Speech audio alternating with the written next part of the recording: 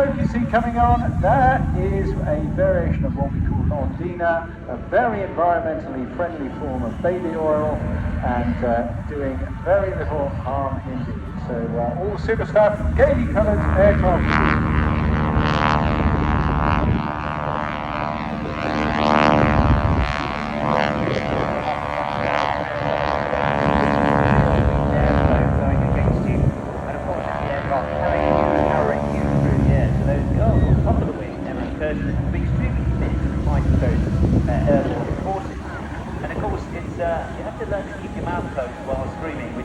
Certain technique in itself. Certainly I had to learn to, otherwise you're like picking up flies at 150 miles an hour. Certainly when I was on top of the wing, my flying suit was getting flattened and ripped to shreds, so it was again quite fast, so the girls are clad in very aerodynamic lycra, as you'll no doubt see on the Aerobatic Wingwalkers website. Stand by for a photographic opportunity now, let's drop into the cockpit.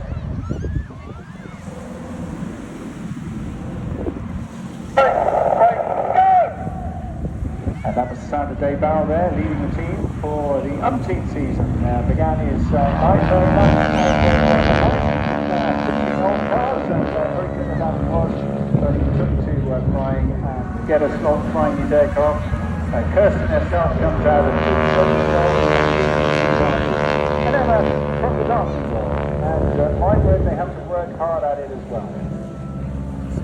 Diving down towards each other, then out far past each other, very closely indeed, and then pull up, maybe a bit of roll. Let's have a look. Oh no, it's the uppity bumpy bumps, just like driving down that country lane, going over the little railway bridge. What then happens to your stomach, Andy? Well, I think we called this one the roller coaster when I flew it all those years ago, and it's absolutely thrilling. In the positive G, at the bottom of those dips where you're held down onto the harness. Happily, my harness was fixed. I wasn't spinning around on the harness. As you'll see, the girls.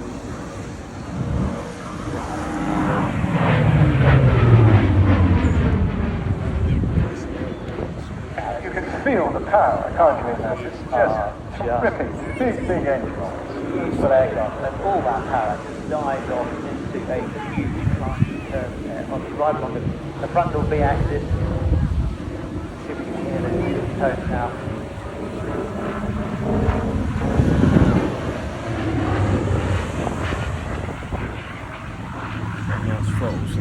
So that beautiful sound is the Bristol Centaurus Mark 8 engine. This aircraft currently painted in the colours of a Sea Fury Sierra Romeo 661.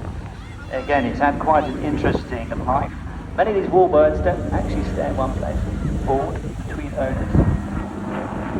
Renovated, done up, moved around, some often don't see the landscape this aircraft, now recently restored by Air Leasing Limited and by Richard Grace up at Starwell Airport.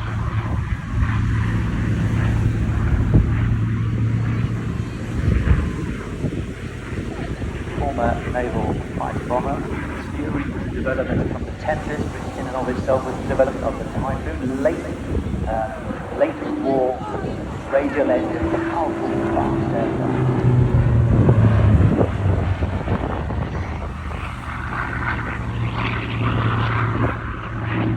Fury was a development of the Tempest Type 2, so Fury is given its own name as a development from the Tempest. The Typhoon was extremely fast, powerful, but with a huge thick wing. It was built like a tank and not really optimised for higher altitudes. A fighter, great tank buster, great low level. Hawker Corporation.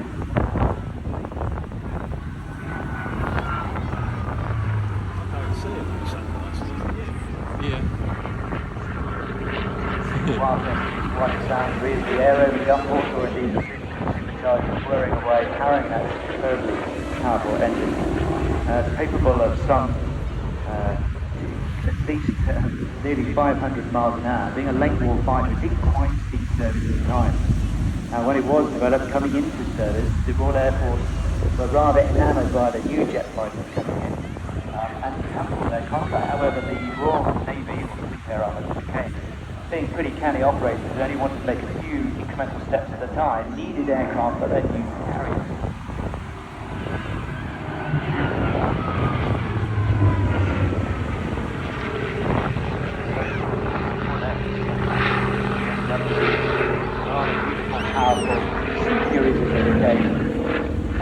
operating off the early carriers. They then, of course, were out in Korea. And this is where the famous story, possibly apocryphal, and I think modern historians have decided that Hoagie Carmichael didn't quite achieve the kill that he thought he did, but it's where the only acknowledged kill of a MiG-15 from a propeller piston fighter. Yeah, it's such a shame we don't have the MiG with us. We've seen it a lot this summer in various other locations, but couldn't make it to us. But it would have just been great to have the two of them in the sky at the same time. But not to be had, but nonetheless, Fury, as it is, it's very hard not to be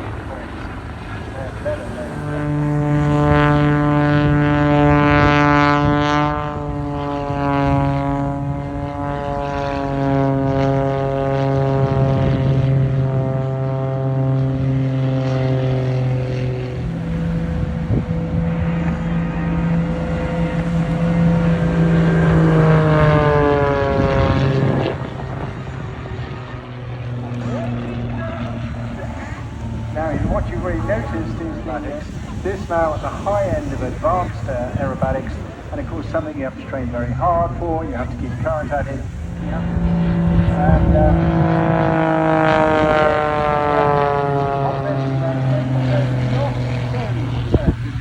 aircraft with 300 horses on the front end, but you can see now an example of how he can climb at speed to a relatively high position, and then literally using the residual speed, hover shortly, turn it, let the aircraft tumble over itself, and you can imagine what is going through his head. Well, you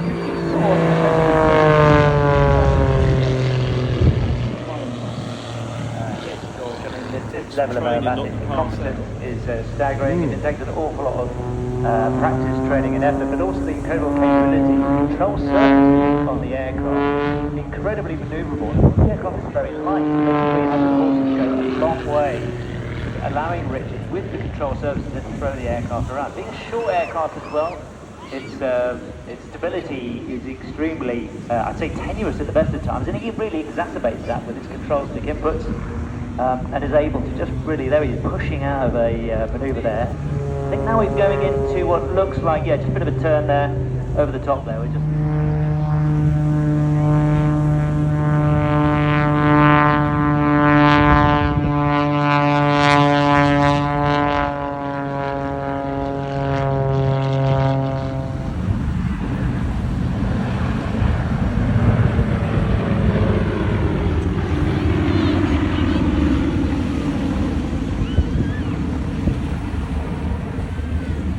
So what we've got here, once again, coming in dodge formation to lead into a very, very smooth section of the formation. Bigger pendulous manoeuvres at the back of the air formation. They've got a slightly bigger manoeuvres around the leader's formation position. So, stand by, photo opportunity coming up for the Yakov left break. Let's drop into the cockpit.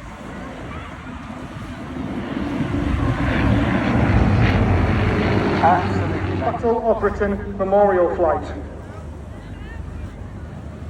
You will now be greeted by the sound of Merlin engines, not only the most iconic aero engine ever built, but also the most instantly recognisable.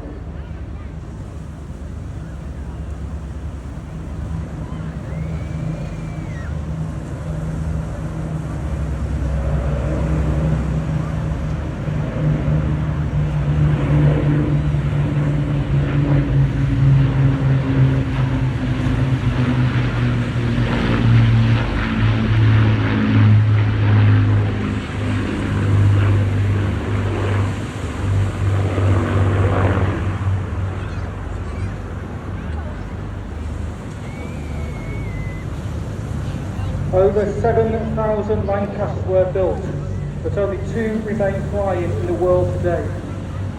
The RAF is lucky enough to have one of them. During the war, Bomber Command suffered the highest loss of ratio of any recorded combat. In all, 55,573 men were killed in Bomber Command. However, the flight's aim is to commemorate all of the 120,000 plus men and women who have given their lives in the service of the Royal Air Force.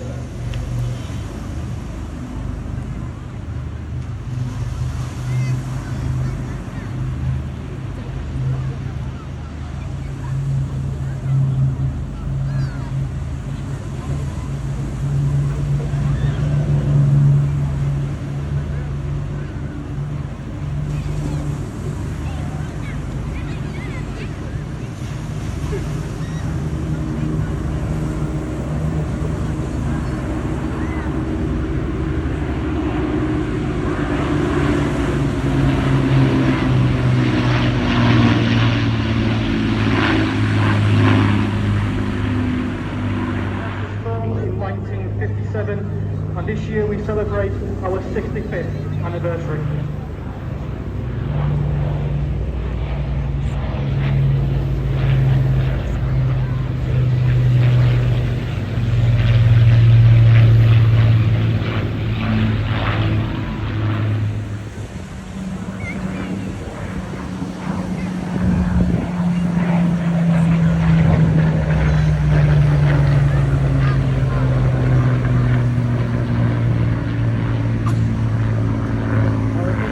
The Hurricane today is a Hurricane Mark 2C, Lima Foxtrot 363, flown by Flight Lieutenant Giles Croft.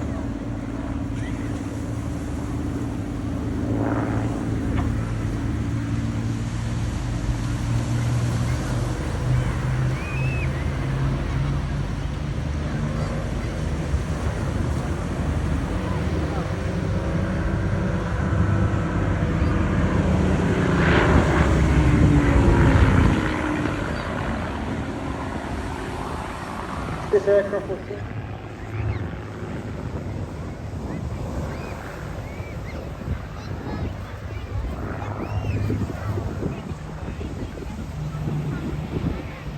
This is Lancaster Papa Alpha 474. Flown today by Captain 174Y, co-pilot Flight Lieutenant Ted Daisy, navigator Flight Lieutenant Rich Hartley, and air engineer Master Air Crew Dave Stinton.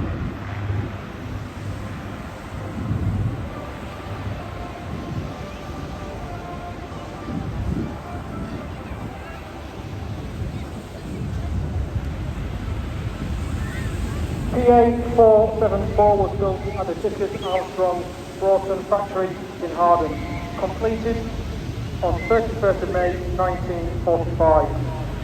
The war in Europe had ended a few weeks earlier, so the aircraft was modified for Far East operations against Japanese as part of the Tiger Force, and was first flown in this configuration in August 1945.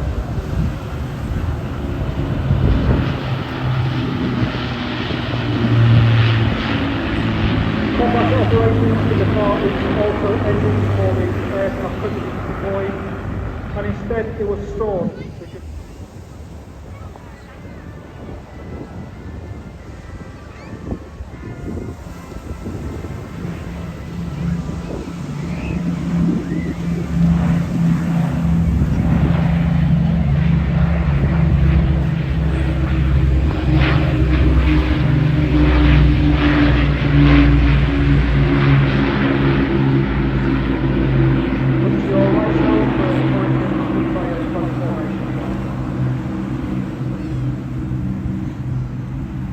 This year, the BBMF is scheduled to appear at around 100 displays and some 1,000 flight maps. The flight sporty engineers work tirelessly to ensure that the aircraft are kept in excellent condition, conducting deep maintenance over the winter and keeping the aircraft airworthy in the summer.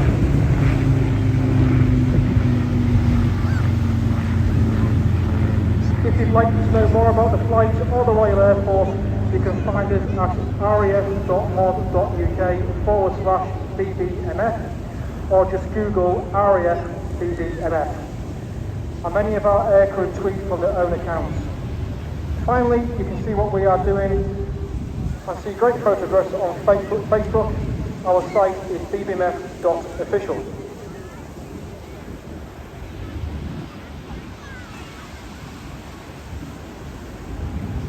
Our motto is lest we forget, and we hope that you will remember this our mission to commemorate those 120,000 plus personnel who have given their lives in service of the Royal Air Force.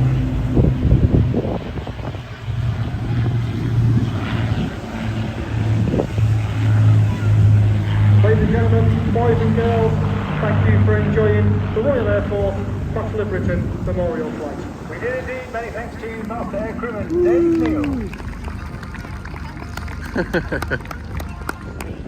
It's the Lynx Wildcat of the Black Cat Solar Display.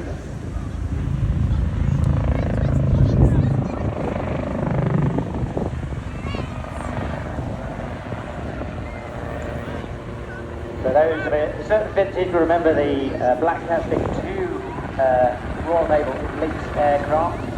Today's pressures obviously mean that we now have a solo one, or indeed a stealth aircraft. There is just the one aircraft today with the Black Cat Wildcat display, flown by Lieutenant Jim Carver of 825 Naval Air Squadron.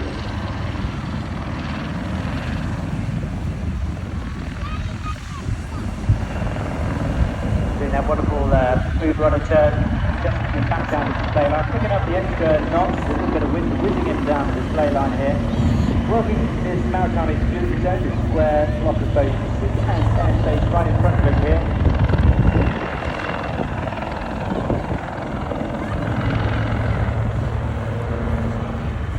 The display is supported by both the Royal Navy in providing the aircraft and Orchestra Westland makes the aircraft, the W159, and it's the name of the Black Cat derived from the squadron badge of 702 Naval Air Squadron's badge.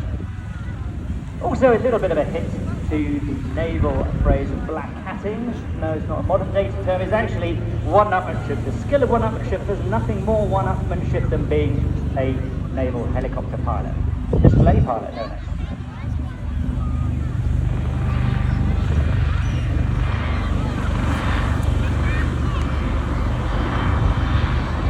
That's the Western 159 Wildcat combat helicopter derived from the next very recognisable in terms of its lineage.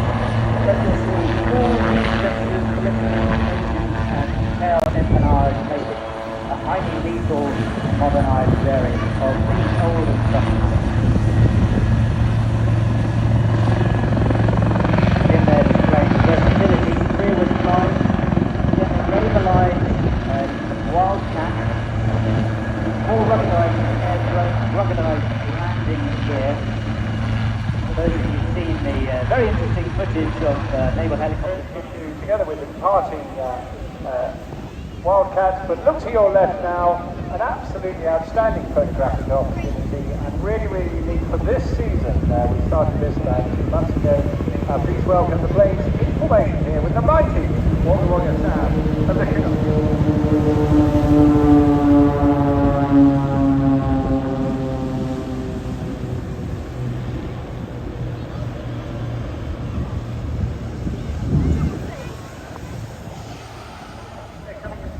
They are indeed. Okay, let's go. Go. Okay, stand by with your camera.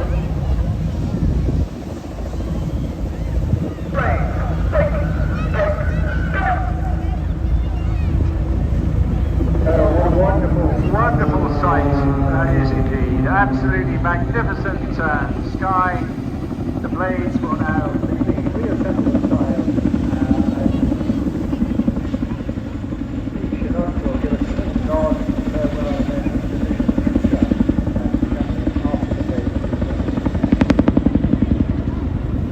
And we've been so many firsts at the Bournemouth Air Festival over the years. In the crossfire break. Yuasa batteries are the #1 selling brand for all car types, vehicles and industrial uses. They're made by GS Yuasa, the world's leading battery manufacturer, to power thousands of applications worldwide, from submarines to the space station and everything in between. That was a nice, lovely set of aileron rolls there. The Extra 300 has a 8-metre wingspan and the ailerons span the entire length of the wing, allowing the aircraft to perform fast dynamic rolling manoeuvres. The challenge for the crew is to descend onto the cloud centre between nose zones whilst controlling a 15-ton aircraft, which is being pushed to a wall by the wind.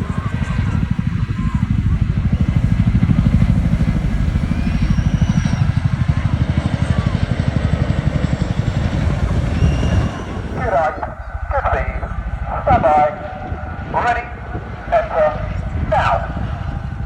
10, 20, 30, 40, 5. Hold up. 10, 20, 30, 40, 450, 400, 350, 300, 110x, 80 knots, 250, 200, 90 knots. Always supporting the display aircraft this year are our exceptional team of engineers. then you press back to operating Mali.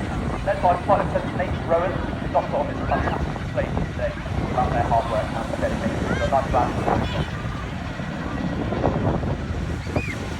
We're approaching 40 miles to the left of the display station where they'll be focused on returning the aircraft to top end.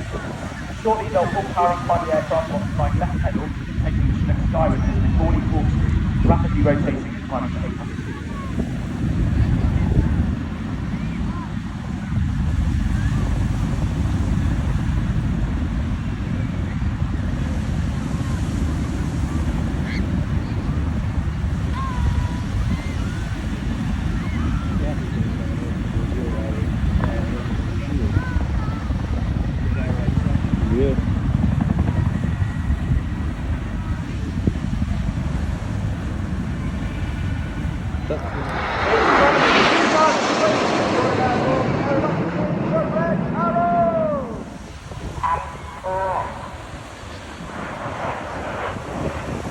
As the team rolls to the right, you can see on the right-hand side, closest in is Red 2. Flight attendant Stu Roberts, he was in history. And now that the F-35 is flown by 6.7, this is Lightning. On the far right-hand side of the boat is Red Horse, squad leader John Bond. Bodley is in his 5th year on the team, having previously flown Typhoon. As Red 4 and 5 now smoke red and blue. Smoking red is Red 5. Flight attendant David Simmons. He is in his 4th year on the team.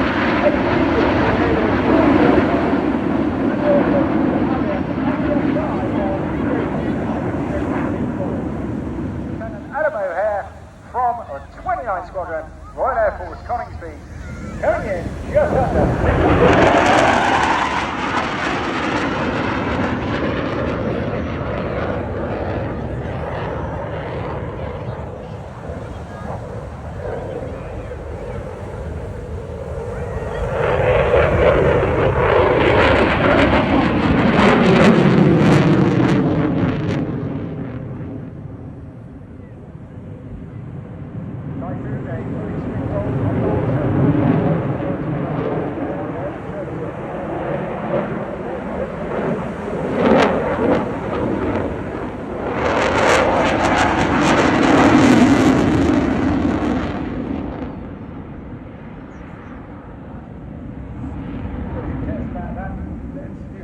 With a multifunctional head-down display, a head-up display, and a helmet-mounted display as well.